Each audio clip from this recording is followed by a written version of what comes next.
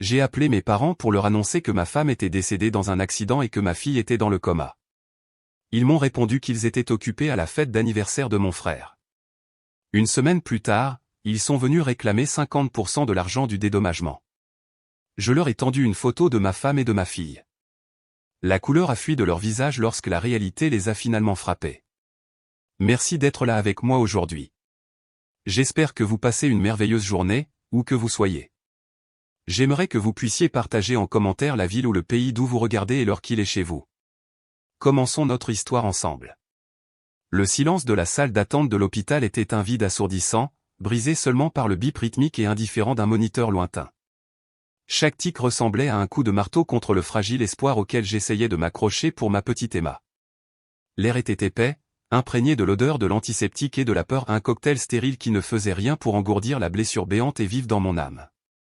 J'étais assis courbé sur une chaise en plastique dur, du genre conçu pour une attente anxieuse, son froid s'insinuait dans mes os, reflétant le frisson qui s'était installé au plus profond de moi. Mes mains étaient serrées si fort que mes jointures étaient blanches, le seul point d'ancrage dans un monde qui avait soudainement, violemment, dévié de son axe. La semaine dernière encore, le rire de Sarah, comme des carillons, emplissait notre cuisine ensoleillée. Emma, avec ses 6 ans, aidait à faire des biscuits, ce qui signifiait qu'il y avait plus de farine sur son petit nez poudré de blanc comme un minuscule chaton espiègle que dans le bol. Sarah avait jeté la tête en arrière, ce beau son jaillissant d'elle alors qu'Emma, avec un sérieux grave, déclarait ses offrandes asymétriques et légèrement brûlées parfaites. La cuisine sentait la vanille et le sucre chaud, l'arôme réconfortant du foyer, de l'amour, d'une vie que j'avais tenue pour acquise. Maintenant, le souvenir de cette chaleur était un mirage cruel dans ce présent désolé et résonnant. L'appel était venu un mardi après-midi parfaitement ordinaire. J'étais au travail, regardant fixement une feuille de calcul, mon esprit déjà à moitié chez Sarah et Emma. Puis mon téléphone a vibré. Un numéro inconnu. Une voix officielle éteinte à l'autre bout du fil a parlé d'un accident, de la voiture de Sarah, de blessures critiques. Les mots étaient comme des éclats de glace individuels, me perçant un par un. Je ne me souviens pas de la route jusqu'à l'hôpital, seulement d'un flou de feu de circulation et du battement frénétique de mon propre cœur, un oiseau sauvage pris au piège dans ma poitrine. Je me suis retrouvé dans cette salle d'attente même, les minutes s'étirant en une éternité. Enfin, un médecin, le visage marqué d'une gentillesse lasse qui annonçait de mauvaises nouvelles, s'est approché de moi. Il s'appelait le docteur Ramirez. Il m'a conduit dans une petite pièce privée, du genre où l'on donne les pires nouvelles. Monsieur Davis, a-t-il commencé, sa voix douce, mais les mots qui ont suivi ont été comme un coup physique, me soustrayant l'air des poumons. Il y a eu une collision grave. Nous avons tout fait pour votre femme, Sarah. Elle n'a pas survécu. Sarah. Partie. Le mot était un vide, un trou noir qui menaçait de me dévorer tout entier. Ma Sarah vibrante et aimante, qui chantait faux sous la douche et laissait de petits mots dans mon sac à lunch party. Ma vision s'est floue, la pièce a semblé pencher, et j'ai réussi à étouffer, ma fille. Ma voix était un murmure râpeux que je reconnaissais à peine. Emma est en vie, Monsieur Davis, l'expression du docteur Ramirez s'est encore adoucie, si cela était même possible. Mais elle est dans le coma. Elle a subi une blessure importante à la tête. Elle est aux soins intensifs, nous la surveillons de près. En vie. Une petite bougie vacillante dans une obscurité écrasante. Mais un coma. Mon rayon de soleil de 6 ans, mon bavarde, ma petite fille qui avait peur des monstres sous le lit, était maintenant perdue quelque part où je ne pouvais pas la joindre, son petit corps relié à un réseau de tubes et de fils dans une pièce stérile et bipante. J'ai senti le sol se dérober sous mes pieds. Je crois que j'ai hoché la tête. Je ne sais pas. Tout ce que je savais, c'est que mon monde, le monde magnifique et soigneusement construit que je partageais avec Sarah et Emma, avait été complètement et irrévocablement brisé dans ce maelstrom de chagrin et de terreur. Mon premier instinct, mon seul instinct, a été de contacter mes parents, John et Marie, maman et papa. Ils vivaient à quelques heures de route, ils devaient le savoir. J'avais besoin d'eux. Je les imaginais tout abandonnés, se précipiter à mes côtés et les bras de ma mère une présence réconfortante, la force stoïque de mon père une assurance. C'était une réponse conditionnée, la croyance profondément ancrée que dans votre heure la plus sombre, votre famille est votre sanctuaire. Mes mains tremblaient si violemment que j'arrivais à peine à composer leur numéro. Le téléphone a sonné, chaque sonnerie une éternité. Enfin, maman a répondu. Sa voix était un peu trop forte, trop brillante. Je pouvais entendre de la musique en arrière-plan, des rires, le cliquetis des verres. Michael, quelle surprise, a-t-elle gazouillé. Des larmes coulaient sur mon visage, chaude et irrésistible. Ma voix était étranglée, une chose brisée. Maman, papa, il y a eu un accident.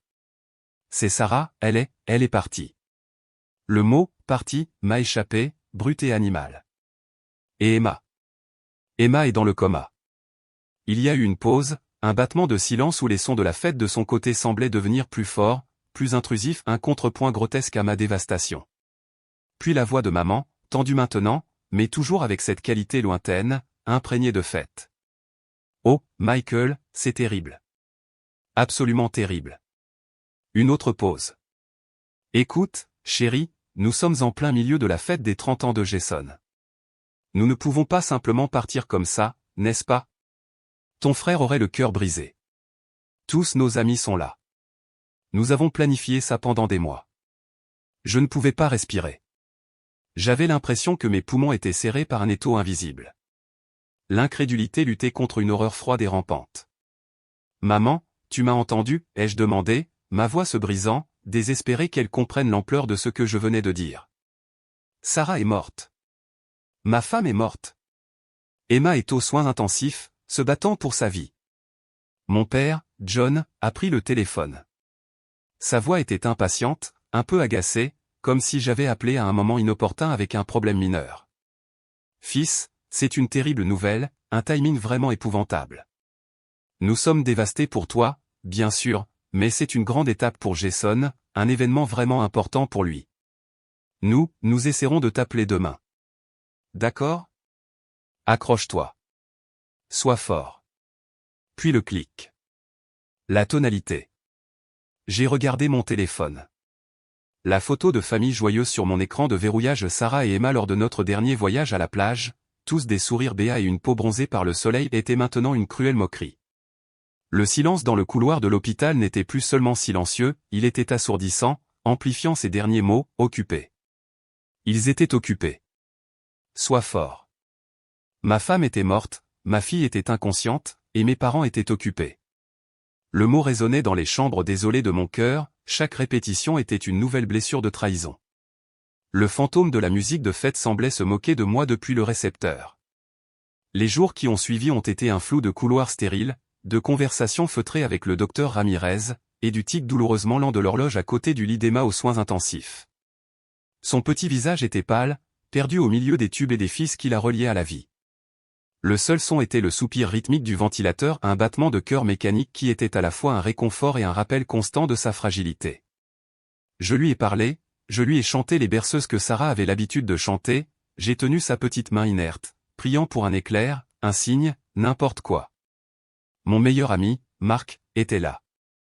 Il est venu dès qu'il a appris la nouvelle. Sa présence, un ancrage silencieux et stable dans la tempête de mon chagrin. Il n'a pas fait de platitude, il s'est simplement assis avec moi pendant des heures, s'est assuré que je mangeais quelque chose, a écouté quand j'avais besoin de parler, et a compris quand je ne pouvais pas. Il était le frère dont j'avais besoin, la famille qui s'est présentée. Son soutien silencieux contrastait fortement avec le silence assourdissant de mes propres parents. Ils ont appelé le lendemain des appels brefs et saccadés remplis de pauses gênantes et de plus de discussions sur le fait qu'ils étaient choqués et tristes, mais aucune offre de venir, aucune vraie question sur Emma au-delà d'un rapide « Comment va la petite ?» Puis est venue la tâche insupportable de planifier les funérailles de Sarah. Comment choisissez-vous un cercueil pour l'amour de votre vie? Comment choisissez-vous une robe pour qu'elle la porte lors de son dernier voyage? Chaque décision était une nouvelle vague d'agonie, un cauchemar surréaliste dont je ne pouvais pas me réveiller. Je l'ai fait seul, Marc à mes côtés quand j'en avais besoin, un bouclier silencieux contre les questions bien intentionnées mais finalement accablantes du directeur des funérailles. Mes parents, John et Marie, et mon frère, Jason, ont assisté aux funérailles. Ils sont arrivés ce matin-là et se sont assis au premier rang, ma mère s'essuyant les yeux avec un mouchoir qui semblait n'avoir jamais vu une vraie larme, mon père regardant droit devant lui avec une expression sombre. Jason avait l'air mal à l'aise, jouant avec sa cravate, me lançant un « désolé, mec » en passant. Leur chagrin semblait artificiel, une obligation sociale remplie. Ils ont à peine regardé les photos de Sarah que j'avais amoureusement disposées, son sourire éclatant un rappel douloureux de tout ce que nous avions perdu. Ils ont à peine prononcé son nom. Leurs condoléances étaient de brèves platitudes creuses prononcées à voix basse, c'était une bonne femme. Une telle tragédie. Ils n'ont pas demandé de détails sur l'état d'Emma. Ils n'ont pas proposé de rester, d'aider avec la montagne de choses qui devaient être faites, de simplement être là. Peu de temps après la cérémonie, alors que je me tenais au bord de la tombe de Sarah, le parfum des lys et de la terre fraîchement retournée lourd dans l'air, mon père m'a tapé sur l'épaule. Nous devrions y aller, fils, a-t-il dit. Long trajet de retour, et Jason a ce truc de main. Ils sont partis, mon frère traînant derrière eux, le soulagement gravé sur son visage. Ils m'ont laissé là, la terre crue un rappel brutal de ma nouvelle réalité. Le silence qu'ils ont laissé derrière eux était encore plus fort qu'avant.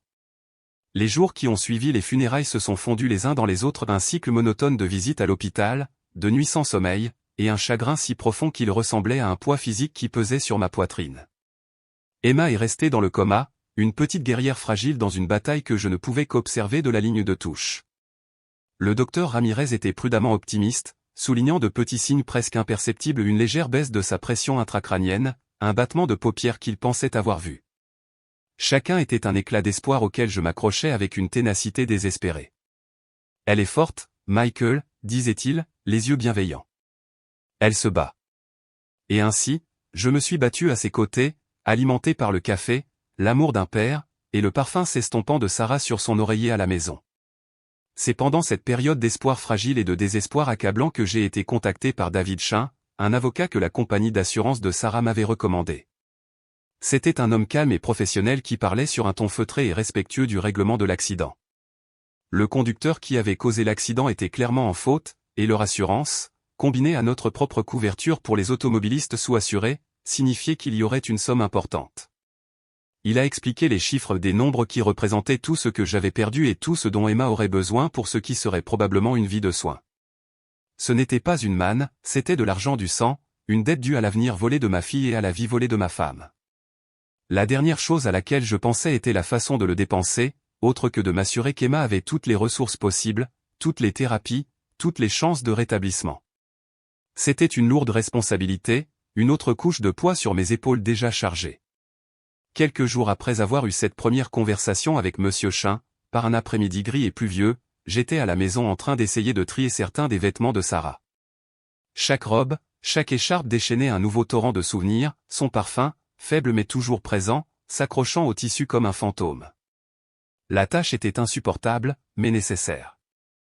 La sonnette a sonné, une intrusion inattendue.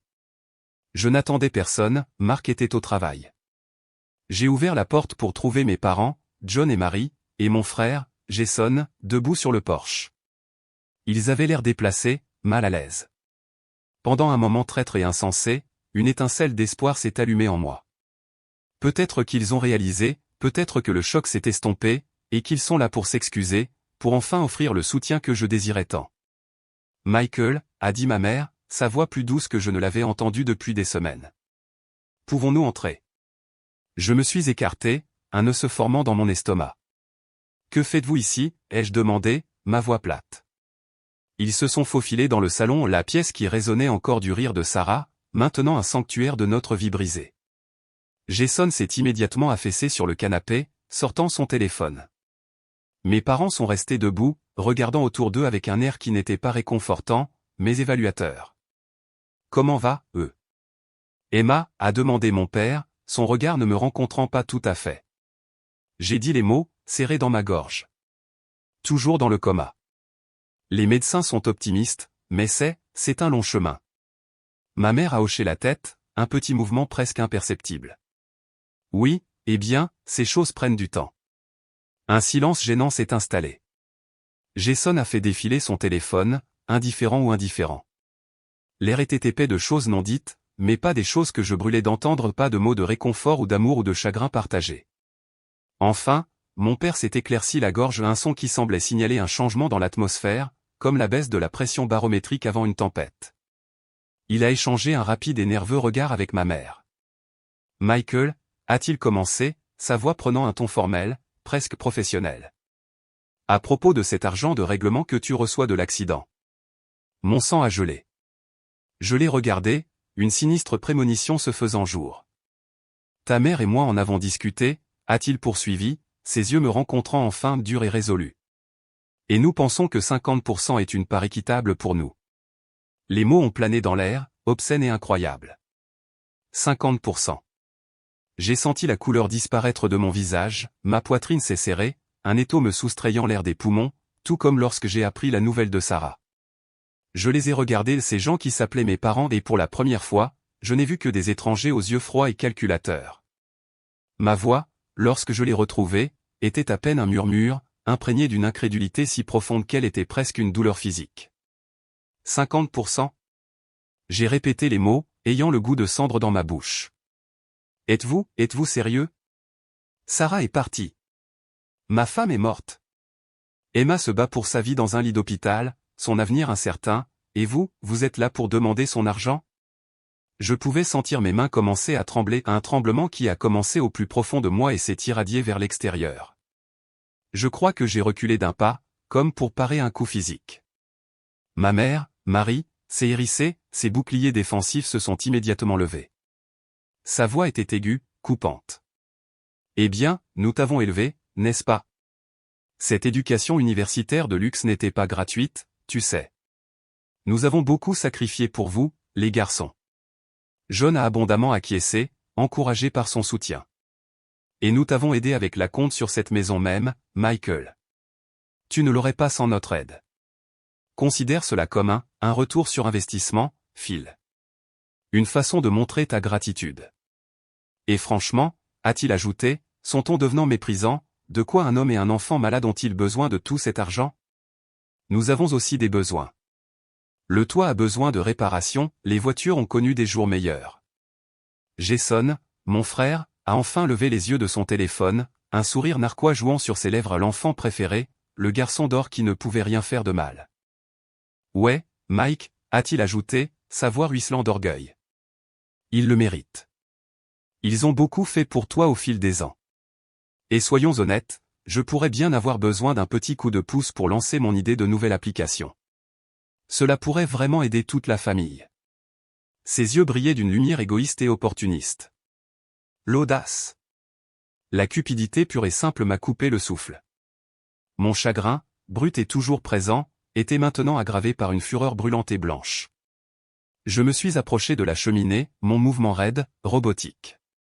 J'ai pris la photo encadrée de Sarah et Emma de notre dernier Noël, le bras de Sarah autour d'une Emma rayonnante, toutes deux portant des bonnets de Père Noël.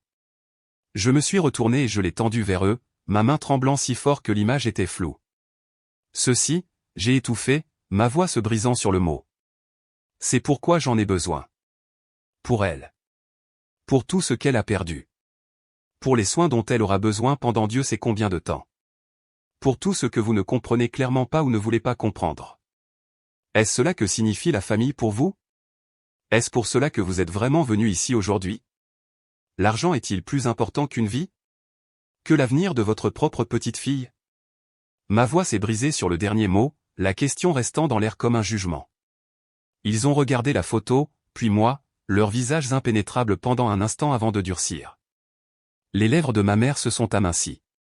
Ne sois pas si dramatique, Michael, a-t-elle rétorqué. C'est juste une question pratique. Pratique? J'ai ri à un son dur et brisé. Tu penses que c'est pratique? La pièce, autrefois remplie de la chaleur et du rire de Sarah, se sentait maintenant contaminée par leur avarice. Sortez, ai-je dit, ma voix basse et tremblante d'une rage que je ne savais pas posséder. Sortez de ma maison. Maintenant. Mon refus était sans équivoque, leur réaction a été immédiate et venimeuse. La façade de préoccupation soigneusement construite, aussi mince qu'elle ait été, s'est effondrée pour révéler l'odieuse prétention qui se cachait en dessous. Ingrat, a sifflé ma mère, le visage déformé par la colère. Après tout ce que nous avons fait pour toi, c'est ainsi que tu nous rembourses? Tu as toujours été l'égoïste, Michael. Mon père a ajouté, sa voix montant, toujours penser qu'à soi. La famille est censée aider la famille. Nous sommes tes parents. L'ironie de ces paroles était une pilule amère. Je n'ai pas discuté, je ne me suis pas engagé, j'ai juste indiqué la porte. Mon silence, un mur qu'ils ne pouvaient pas franchir avec leurs accusations. Ils sont partis, claquant la porte derrière eux, leurs mots furieux résonnant dans la maison soudainement silencieuse. Je me suis affaissé sur le canapé, la photo de Sarah et Emma toujours serrée dans ma main, et j'ai pleuré pour Sarah, pour Emma, et pour la famille que je pensais avoir, la famille qui venait de se révéler être une monstrueuse illusion. Quelques jours plus tard, le téléphone a sonné. C'était ma mère. Sa voix était froide, impérieuse. Michael, nous avons une réunion de famille dimanche à la maison. Tante Carole sera là, tes cousins, Marc et Lisa aussi. Nous attendons que tu sois là. Nous devons discuter de cette situation comme des adultes raisonnables. Une embuscade. Une honte publique. Ils allaient essayer de rallier les parents à leur cause, de me peindre comme le méchant. L'idée m'a rendu malade. Mon premier instinct a été de refuser, de les couper complètement. Mais ensuite, une autre pensée a émergé. Tante Carole, la sœur cadette de ma mère, avait toujours été la plus raisonnable, la plus empathique de leur famille. Si quelqu'un pouvait voir la vérité, ce serait elle. Et peut-être qu'une petite partie naïve de moi espérait encore que si les autres entendaient toute l'histoire, ils comprendraient. Ainsi, le cœur lourd et un sentiment de malheur imminent, j'ai accepté d'y aller.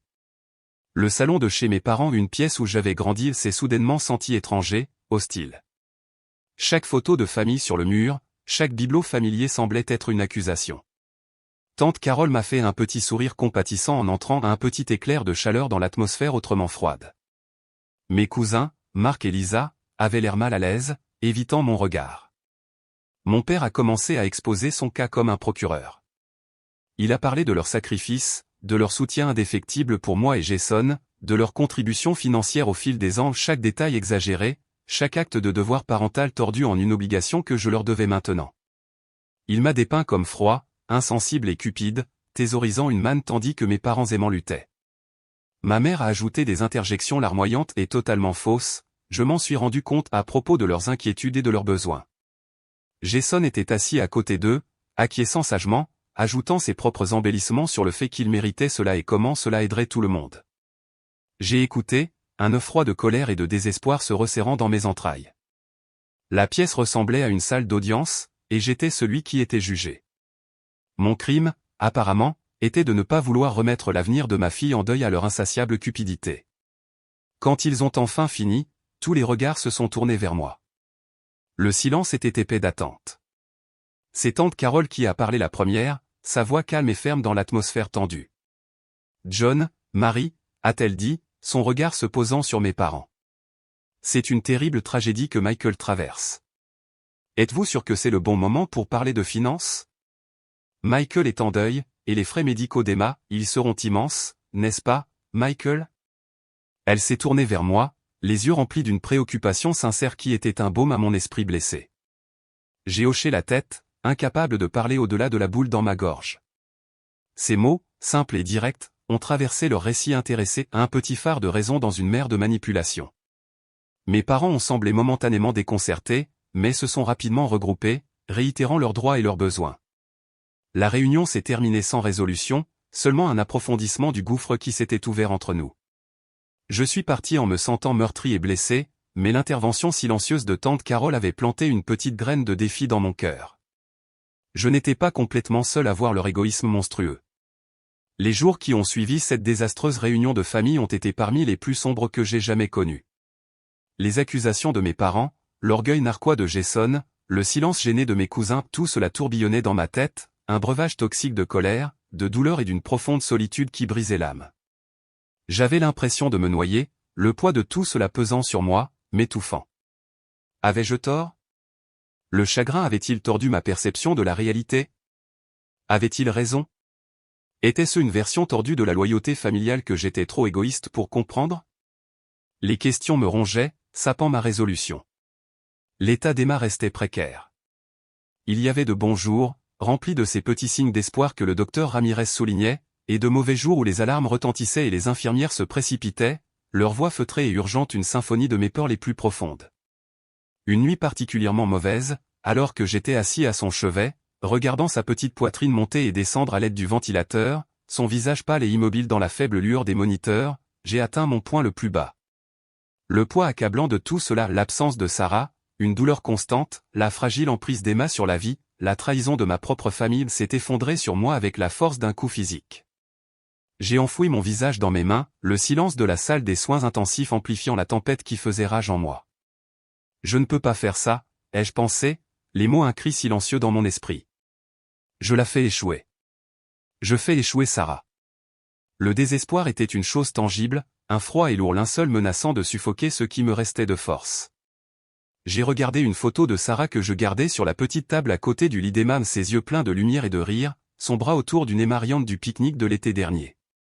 Que dois-je faire, amour, ai-je murmuré à l'image souriante, la voix rauque. Comment les combattre et rester unis pour Emma? Comment la protéger de ce poison? Comme en réponse, j'ai senti une légère pression dans ma main. J'ai regardé en bas. Les doigts d'Emma, si petits et fragiles, avaient tremblé presque imperceptiblement contre les miens. Mon souffle s'est arrêté. C'était le plus petit des mouvements, peut-être juste un réflexe, mais à ce moment-là, cela ressemblait à un signe, un message de ma petite fille, de Sarah, un rappel de ce pourquoi je me battais.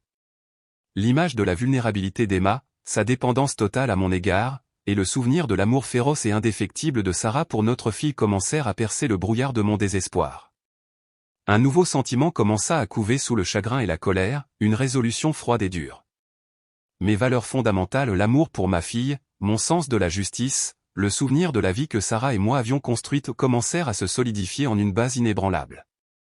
Je ne les laisserai pas détruire ce qui restait de ma famille. Je ne les laisserai pas toucher ce qui était destiné à Emma. Le lendemain matin, j'ai appelé David Chain, l'avocat. Je lui ai tout expliqué, non seulement le règlement, mais aussi les exigences de mes parents, la réunion de famille, leur pression incessante. Il a écouté patiemment, son calme et son professionnalisme contrastant agréablement avec la tourmente émotionnelle que je vivais. Michael, dit-il lorsque j'eus terminé, sa voix empreinte d'empathie mais ferme, légalement, cet argent du règlement est destiné au bénéfice d'Emma, principalement pour ses soins actuels et futurs, et pour vous en tant que conjoint survivant de Sarah, pour votre perte. Vos parents n'y ont aucun droit légal, quelles que soient les aides financières qu'ils vous aient apportées par le passé. C'était un cadeau, ou au mieux, un prêt personnel entre membres de la famille, totalement indépendant de cela. Il a décrit les mesures que nous pouvions prendre pour protéger les fonds, principalement en créant une fiducie irrévocable pour Emma avec des conditions d'accès strictes, garantissant qu'elle serait utilisée uniquement pour son bien-être. Ces paroles furent une bouée de sauvetage, me ramenant du bord du gouffre. Puis, étant donné la position agressive de mes parents et leur justification basée sur l'aide financière passée, M. Chain a fait une suggestion cruciale. Michael, dit-il pensivement, il pourrait être prudent, purement à titre de mesure défensive, de faire un examen approfondi de toutes les transactions financières passées ou importantes que vous avez eues avec vos parents, juste pour vous assurer qu'il n'y a pas de vulnérabilité existante, aucun document ou accord oublié qu'il pourrait essayer de tordre ou d'exploiter pour vous faire pression davantage. Parfois, les gens qui se comportent de cette façon ont un schéma. Ces paroles résonnaient avec une précision glaçante. Schéma. Plus tard ce jour-là, tante Carole a appelé. Sa voix était hésitante, pleine d'inquiétude. Michael, mon cher, je me suis tellement inquiété pour toi depuis cette horrible réunion. Ce que tes parents et Jason font, c'est tout simplement injuste, méprisable. Sa validation fut comme une bombe pour mes nerfs à vif. Ne te laisse pas intimider, Michael. Sarah voudrait que tu protèges Emma coûte que coûte. Puis elle fit une pause. Tu sais, c'est drôle, je viens de me souvenir de quelque chose d'il y a des années. Ton grand-père, mon père, il t'a laissé des obligations à toi et à Jason pour tes études. Jason a eu sa part, je le sais, mais la tienne, ta mère a dit qu'elle était investie différemment, qu'elle a servi à payer tes frais de scolarité, mais ça a toujours semblé un peu vague. Tes parents ont toujours été un peu cupides en matière d'argent, surtout en ce qui concerne Jason. Fais juste attention, mon cher. Très attention. Les paroles de tante Carole, combinées aux conseils de Monsieur Chain, ont allumé un feu sous moi. Schéma. Cupide. Il était temps de regarder de plus près. Avec les conseils de David Chain et une détermination sombre, j'ai commencé le processus douloureux mais nécessaire de fouiller dans les anciens dossiers financiers, les relevés bancaires que j'avais archivés il y a des années, les boîtes poussiéreuses de documents de mes années de collège, les anciennes correspondances électroniques. C'était comme une fouille archéologique dans ma propre vie, mettant au jour des couches d'histoire oubliées. Et puis je l'ai trouvé, ou plutôt, eux. Une série d'entre eux. Le premier était un ensemble de relevés d'un fonds fiduciaire pour l'éducation que mes grands-parents maternels, les parents de Carole, avaient effectivement créé pour moi. Mamie et Papy Miller. Je me souvenais vaguement qu'ils en avaient parlé. Mes parents l'avaient géré, me disant que tout était utilisé pour mes frais de scolarité et mes dépenses. Mais en examinant méticuleusement les relevés de cette période, en les recoupant avec mes factures de frais de scolarité réels, une différence essayante est apparue. Il y avait des retraits importants ou des dizaines de milliers de dollars qui ne correspondaient pas à mes frais d'études. De grosses sommes inexpliquées qui disparaissaient. Mes mains tremblaient alors que je regardais un bordereau de retrait particulièrement important, daté de l'été précédant ma deuxième année. La ligne de mémo était vide. Mais ensuite, en fouillant dans les anciens emails sur un disque dur sauvegardé, j'ai trouvé un échange entre mon père et ma mère à peu près à la même époque. L'email de mon père disait « Jason a besoin de ça pour sa nouvelle entreprise.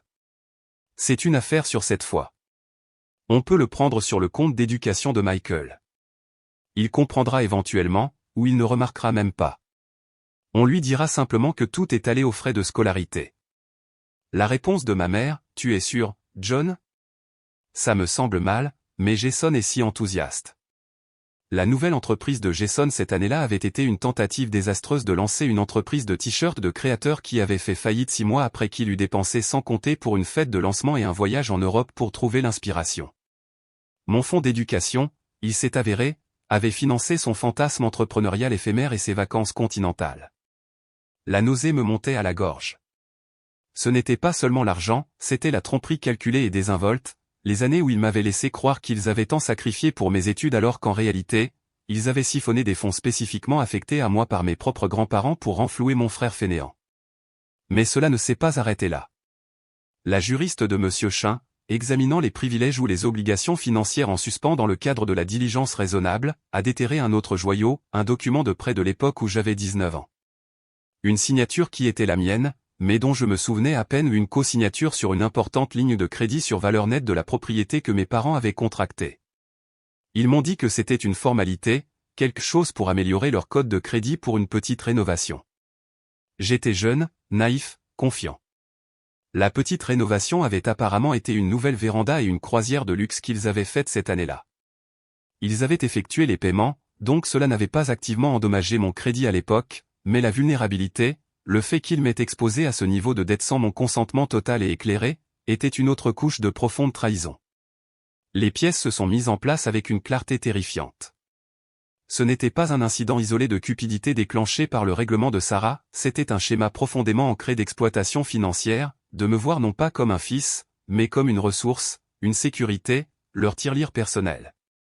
Leur demande actuelle n'était pas une aberration, c'était une escalade née d'une vie passée à s'en tirer. Une fureur froide et dure s'est installée dans mon cœur, éclipsant le désespoir. Le chagrin pour Sarah était toujours là, une douleur permanente, mais maintenant il était accompagné d'une résolution d'acier. Ils m'avaient sous-estimé. Ils avaient pris mon chagrin pour de la faiblesse. Ils allaient découvrir à quel point ils avaient tort. Cette connaissance, aussi douloureuse soit-elle, m'a paradoxalement armé. Je ne me battais plus seulement pour l'avenir d'Emma, je me battais pour mon propre passé, pour la vérité, et pour le respect de soi qu'ils avaient essayé de m'enlever. Le changement chez Emma a été subtil au début, puis indéniable.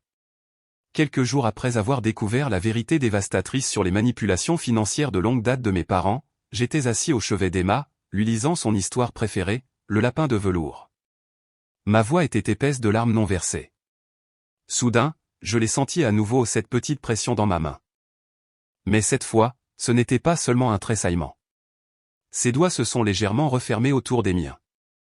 Mon cœur a bondi. J'ai regardé son visage, et ses paupières ont tremblé. Puis, lentement, miraculeusement, elles se sont ouvertes. Ses yeux, les yeux de Sarah flous et flous au début, ont rencontré les miens. « Papa » a-t-elle chuchoté, sa voix un fil ténu et rauque, le plus beau son que j'ai jamais entendu. Des larmes ont coulé sur mon visage, des larmes de joie et de soulagement pur et non filtrées. « Je suis là, ma petite fille », j'ai réussi à dire. « Papa est là. » Le docteur Ramirez l'a confirmé plus tard, Emma était officiellement sortie du coma. Le chemin de la guérison serait long et ardu, rempli de thérapies et d'incertitudes, mais elle était de retour. Ma petite fille était de retour. À ce moment-là, la regardant dans ses yeux somnolents mais conscients, les derniers vestiges de doute sur ce que je devais faire concernant mes parents et Jason ont disparu. J'aurais brûlé le monde pour la protéger, pour que son avenir soit sûr et non contaminé par leur toxicité. Son réveil a été le catalyseur final, la poussée de force dont j'avais besoin pour la tempête que je savais arriver.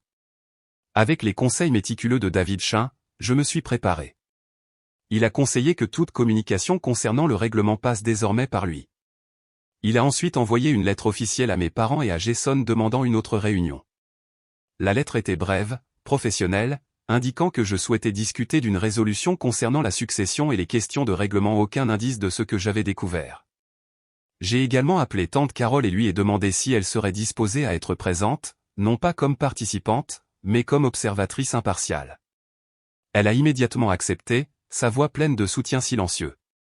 Tout ce dont tu as besoin, Michael, je serai là. Le jour de la réunion, j'ai ressenti un étrange calme. Les émotions déchaînées des semaines précédentes s'étaient transformées en un but froid et clair. J'avais les preuves méticuleusement organisées dans un dossier, des copies des relevés de fiducie, les emails compromettants, les documents de co-signature de prêt.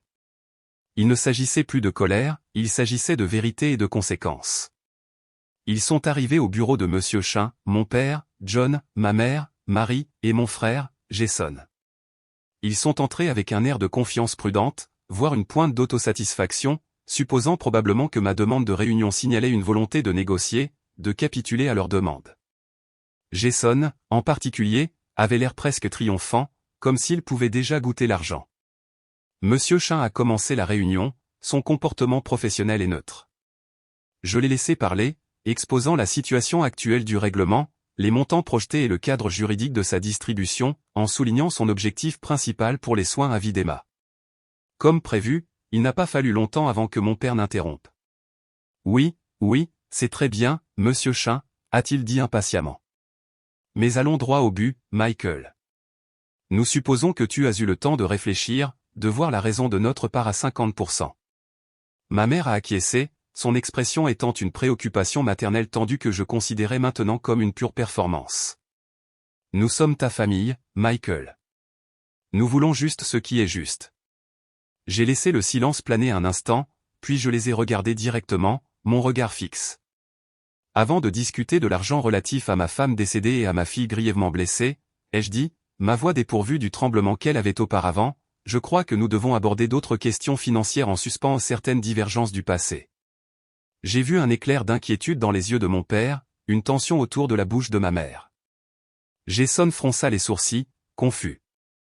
J'ai ouvert le dossier et j'ai glissé le premier jeu de documents sur la table de conférence polie, les relevés de la fiducie d'éducation de Mamie et Papy Miller, mis en évidence pour montrer les retraits inexpliqués. Par exemple, ai-je poursuivi, ma voix égale, ce fonds d'éducation où il semble qu'environ 30 000 $ aient été retirés sur 2 ans, ce qui ne correspond à aucun de mes frais de scolarité ou à des dépenses universitaires documentées. J'ai ensuite glissé les impressions des emails échangés entre eux concernant la nouvelle entreprise de Jason. Peut-être que ces emails peuvent éclairer l'endroit où cet argent est réellement allé. Il semble qu'il ait financé le voyage en Europe assez coûteux de Jason et son entreprise de t-shirts de courte durée au pas mes études, comme on m'a laissé croire. Le visage de mon père est devenu rouge et tacheté. Ma mère a haleté, sa main se portant à sa poitrine. C'est un mensonge. Comment oses-tu? Nous avons utilisé cet argent pour tes dépenses légitimes, a-t-elle bégayé, sa voix aiguë. Les dossiers ne le confirment pas, maman, ai-je dit tranquillement. Puis j'ai fait avancer l'accord de prêt co-signé. Et puis il y a ça, un prêt sur valeur nette de la propriété assez important que j'ai apparemment co-signé à 19 ans pour votre petite rénovation, qui, selon les registres, a coïncidé avec une nouvelle véranda et une croisière de 2 semaines dans les Caraïbes, un prêt que je ne comprenais pas vraiment et qui m'a exposé à un risque financier considérable. Nous avons toujours effectué les paiements, a déclaré mon père, sa confiance visiblement en train de s'effondrer. C'était une trahison de confiance, ai-je déclaré.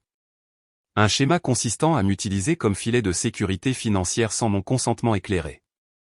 Tante Carole, assise tranquillement sur le côté, a poussé un petit soupir audible, un son de profonde déception qui a semblé dégonfler davantage mes parents. Jason se tordait, regardant ses parents et moi, une horreur naissante sur son visage alors qu'il réalisait que cela ne se passait pas comme prévu. Ils essayaient encore de nous manipuler, de nier, de minimiser lorsque j'ai joué ma dernière carte, le deuxième rebondissement. Mais ce comportement passé, aussi grave soit-il, ai-je dit, mon regard se fixant sur Jason, pâli par rapport aux machinations plus récentes. J'ai sorti mon téléphone et l'ai posé sur la table. Je nettoyais des vieilles technologies à la maison à un vieux iPad familial que Sarah utilisait. Il était toujours connecté à divers comptes, et j'ai trouvé des échanges de textos assez révélateurs. J'ai regardé directement Jason, dont le visage était devenu pâle. Des textos de toi, Jason, à maman et papa, à partir du lendemain de l'accident, le jour où Sarah est morte et où Emma est tombée dans le coma. J'en ai lu un à haute voix, ma voix froide et stable, maman, papa, vous devez obtenir cet argent de Mike lorsque le règlement arrivera. Vous avez entendu ce qui s'est passé, ça va être énorme. C'est mon seul moyen de sortir de ce pétrin. Je suis sérieux. Dites-lui que vous en avez besoin. Dites-lui qu'il vous le doit. Soyez fort. Ne le laissez pas dire non. J'ai levé les yeux. Il y a d'autres messages désespérés de toi, Jason, détaillant tes dettes de jeu croissantes, les usuriers que tu dois pour ta dernière application ratée. Donc, cette demande de 50%, cette préoccupation soudaine pour votre bien-être financier, maman et papa, n'était pas seulement une question de vos besoins ou de votre investissement en moi, il s'agissait de renflouer Jason à nouveau, en utilisant la mort de ma femme et la souffrance de ma fille comme levier pour son irresponsabilité catastrophique. Le silence dans la pièce était absolu, étouffant. Jason avait l'air d'avoir reçu un coup de poing dans l'estomac. Il ouvrit la bouche, puis la referma, ses yeux se déplaçant sauvagement entre ses parents et moi. Puis il craqua. Je ne voulais pas que ce soit comme ça, a-t-il bégayé, sa voix un gémissement désespéré. Ils étaient censés simplement demander gentiment. Je leur ai dit d'être prudents. Je ne savais pas que tu découvrirais les dettes. Ces aveux, pathétiques et égoïstes, sont restés suspendus dans l'air, scellant leur culpabilité collective. Mon père s'est affaissé sur sa chaise, ayant l'air d'avoir vieilli de plusieurs décennies, le visage cendré. Ma mère s'est couverte la bouche d'une main tremblante, un sanglot étranglé s'échappant. Le front uni ne s'était pas seulement effondré, il avait été oblitéré, exposant le noyau pourri de leur dynamique familiale. Tante Carole a simplement secoué la tête, les yeux remplis d'une profonde tristesse et de dégoût. Le moment de justice n'a pas été triomphant, il était simplement profondément douloureux. Monsieur Chin s'est légèrement éclairci la gorge. Compte tenu de ces révélations, Michael, quelles sont vos intentions concernant le règlement et votre famille? J'ai pris une profonde inspiration, l'air de la pièce étant lourd et toxique.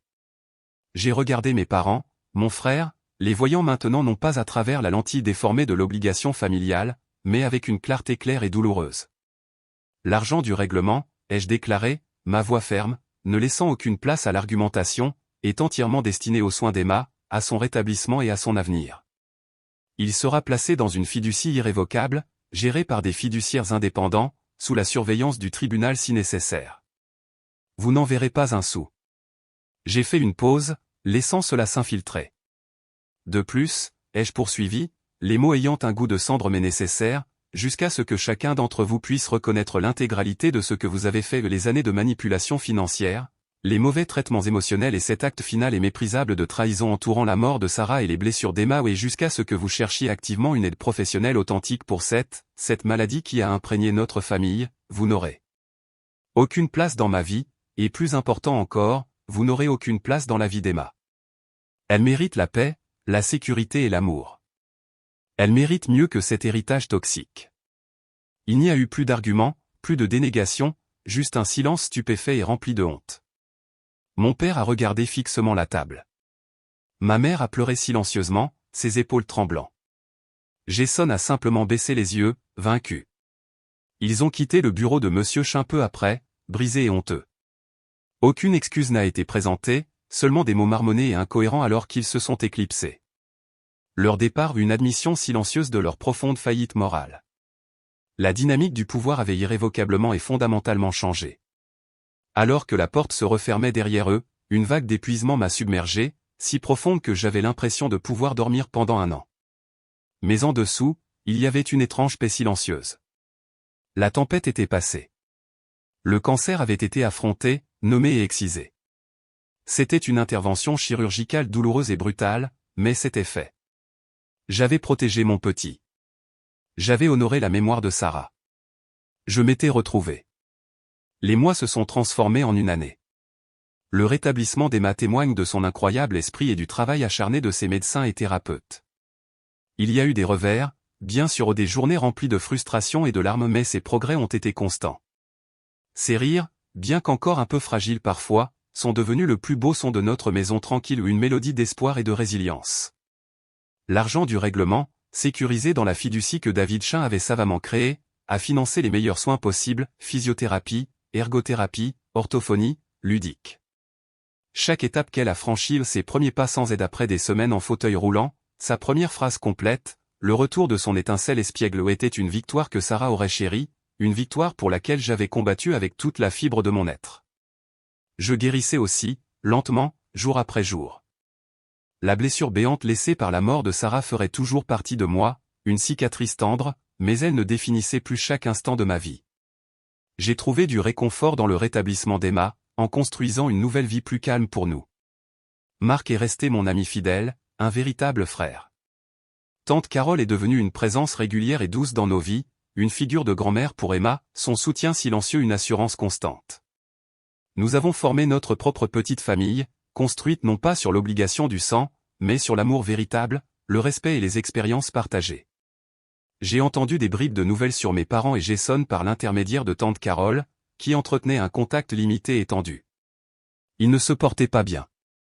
Les dettes de Jason l'avaient apparemment rattrapé de façon spectaculaire, entraînant des problèmes juridiques et une ruine financière supplémentaire pour mes parents, qui avaient sans aucun doute essayé de le renflouer encore une fois.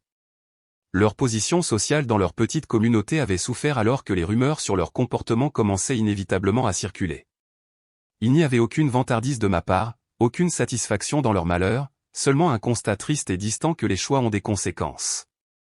Ils ne sont jamais entrés en contact avec des excuses sincères, n'ont jamais montré de remords véritables pour la dévastation qu'ils avaient causée, et ainsi le fossé est resté.